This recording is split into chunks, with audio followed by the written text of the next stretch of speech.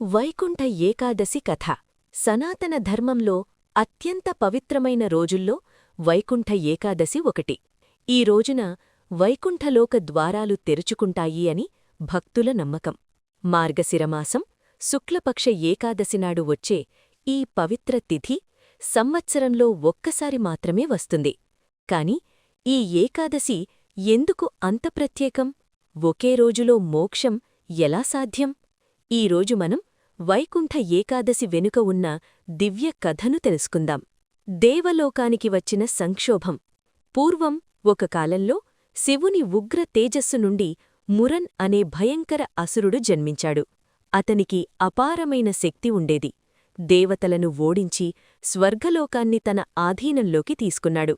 బాధతో దేవతలందరూ లోక సంరక్షకుడైన శ్రీమహావిష్ణువుని శరణు కోరారు. ప్రభువూ, ధర్మాన్ని రక్షించండి, మమ్మల్ని కాపాడండి. విష్ణువు అసుర సంహారం. భక్తుల మొరవిన్న విష్ణువు మురంతో ఘోర యుద్ధం చేశాడు. దివ్య సంవత్సరాలపాటు యుద్ధం కొనసాగింది. చివరకు విష్ణువు బదరీకాశ్రమ సమీపంలోని ఒక గుహలో యోగనిద్రకు వెళ్లాడు.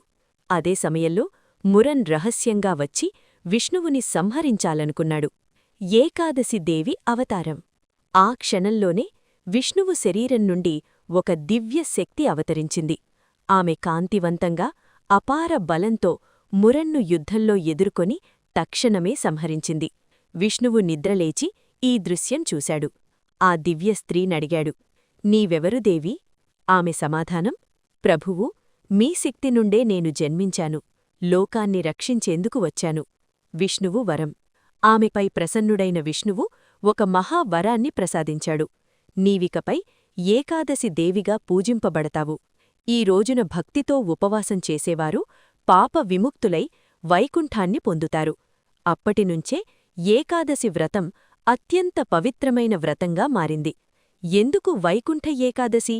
ఏకాదశులలో అన్నింటికంటే ఈ ఏకాదశి అత్యంత శ్రేష్టమైనది. ఈ రోజున వైకుంఠ ద్వారాలు తెరుచుకుంటాయి. విష్ణువు భక్తులను నేరుగా ఆశీర్వదిస్తాడు.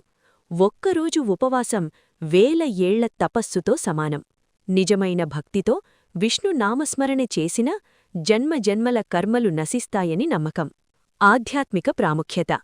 వైకుంఠ ఏకాదశినాడు ఉపవాసం శరీరం మనస్సును శుద్ధి చేస్తుంది. భక్తి పాపాలను కరిగిస్తుంది. దానం పుణ్యాన్ని పెంచుతుంది. విష్ణు భక్తి మోక్షానికి దారితీస్తుంది. అందుకే ఆలయాలు రాత్రంతా తెరిచి ఉంటాయి.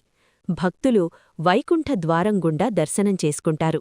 ఈ రోజున భక్తులు చెయ్యవలసినవి: ఏకాదశి వ్రతం, విష్ణు సహస్రనామ పారాయణం, భగవద్గీత పఠనం, తులసి దళాలతో పూజ, దానం, సేవ, భజన, కీర్తనలతో జాగరణ. వైకుంఠ ఏకాదశి ఒక పండుగ మాత్రమే కాదు, మోక్షానికి దారి చూపే మహాద్వారం. ఒక్కరోజు నిజమైన భక్తితో గడిపితే ఆత్మగమ్యం మారుతుంది. శ్రీమన్నారాయణుడి కృప మనందరిపై ఉండుగాక. హరి ఓం.